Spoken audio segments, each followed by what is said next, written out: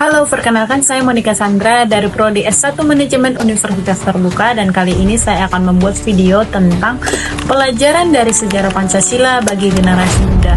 Teman-teman pernah nggak membayangkan sebuah bangunan tanpa pondasi pasti akan cepat runtuh saat badai datang? Begitu juga dengan negara kita pada tahun 1945 saat Indonesia siap merdeka, para pendiri bangsa kita berjuang keras mencari pondasi itu.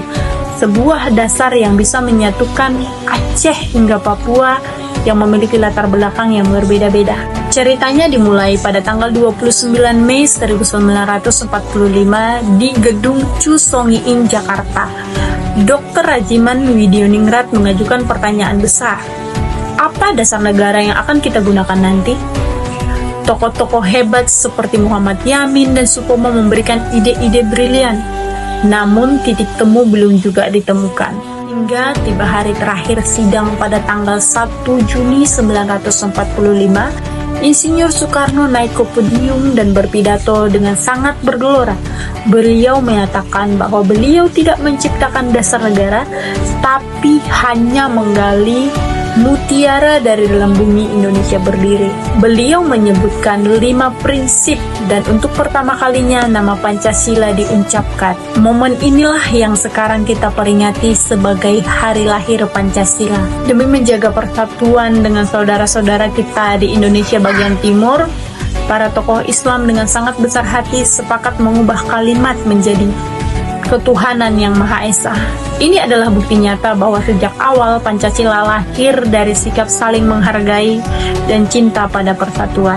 Dari perjalanan sejarah ini ada 3 nilai utama yang bisa kita petik. Yang pertama itu nilai persatuan dari sila ketiga, terlihat daripada tokoh mengesampingkan ego golongan demi pondasi yang bisa merangkul keberagaman rakyat dari Aceh hingga Papua.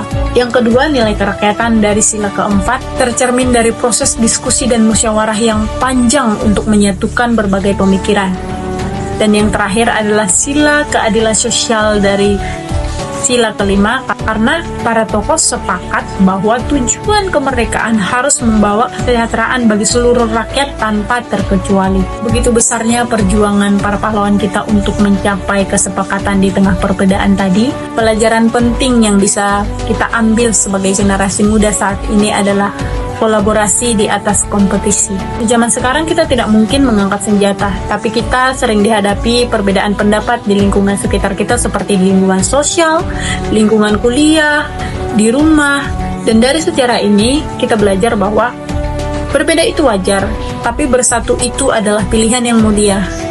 Jadi mari kita sebagai generasi muda yang mau mendengar, tidak memaksakan kehendak, dan menjaga fondasi ini agar Indonesia tetap berdiri tegak selamanya. Saya Monica Sandra, terima kasih telah menonton.